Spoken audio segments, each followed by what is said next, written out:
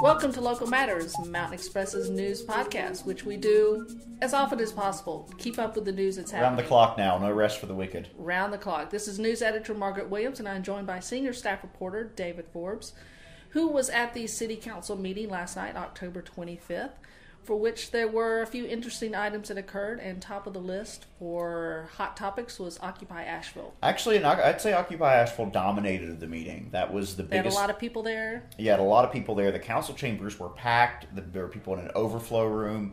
It was a very large turnout for a city council meeting. And the issue, they were there, why? Why were they there? They were there seeking a permanent camping spot to indefinitely occupy, and they were seeking this from the city. Previously, for the last 2 weeks, council has, or staff, city staff worked out a spot with them that was labeled as tentative and the protesters had mixed feelings about it, I think that's safe to say, under the Lexington Avenue overpass. Under I-240, they're at the end of Lexington Avenue. Mm-hmm. Yes, in a parking lot there, and they've set up an encampment there. This was somewhat a controversial decision. Keep in mind, City Council did not choose that spot. At the last City Council meeting, October 11th, Occupy Asheville representatives came forward and were requesting part of Pack Square Park. The item wasn't on the agenda, which places some limits on how fast City Council can respond to an item if it's not on the agenda. So Council directed them to find a temporary spot. That spot, which staff chose, was under the Lexington Avenue overpass. This spot was labeled by a number of the protesters who spoke at this meeting on the 25th as toxic, as terrible. They said that there were problems with air quality, that there were worries about safety. There is a issue with some of the homeless population there, and so there were some people who are mentally ill or addicts. And this is, interestingly, Rosetta Starr, who's a business owner, owns Rosetta's Kitchen in the area. Which is close to the camp spot. Very close to. And also, was a participant in Occupy Asheville, said that, the city's been aware of these issues for years and still assigned the camping spot. Staff, the city council earlier said find them a spot, and the Parks and Rec Department. So they've been there for a couple weeks. Bridge. Yeah. There've been a few problems. So last night, Occupy Asheville folks were asking for... They were back to Xpress for a more permanent spot, and they wanted McGuire Green. Which is in Pack Square Park. They're right in front of City Hall and Buncombe County Courthouse. I didn't want to say they wanted. There is not a singular they here. And they emphasize that.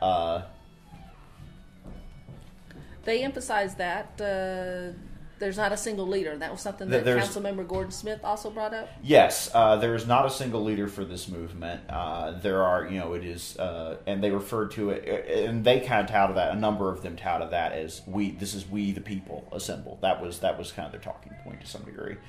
Councilmember Gordon Smith, who ended up making a number of motions on the issue, he praised the protesters. He said they'd done a very good job with the encampment so far, that they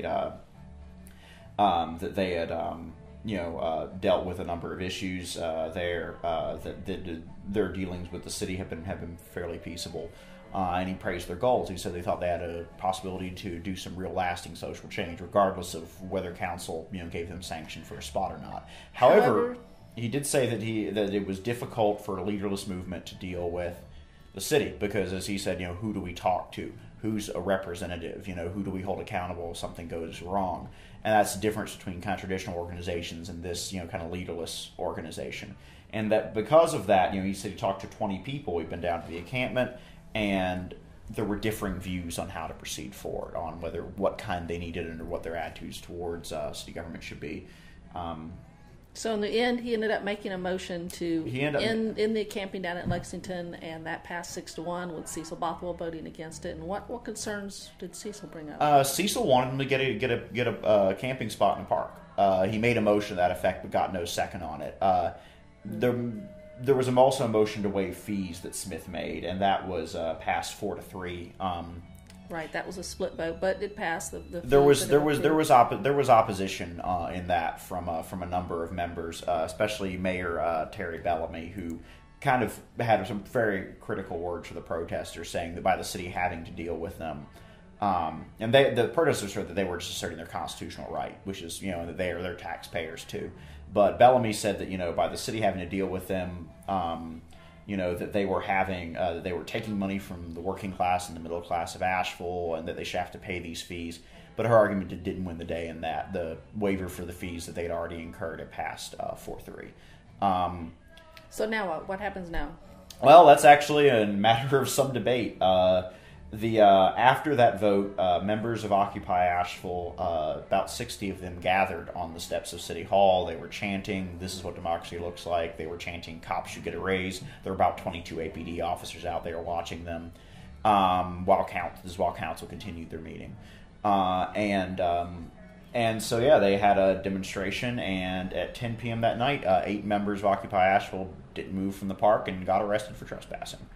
From Pack Park, they got in arrested. Pack Square Park, they stayed in Pack Square Park.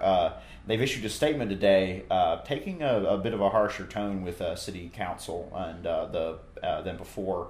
One of their media representatives in that statement is quoted as saying, that the city government is trying to treat this like a craft fair, and that's, in their opinion, it's a much more important movement for protests and should be treated differently.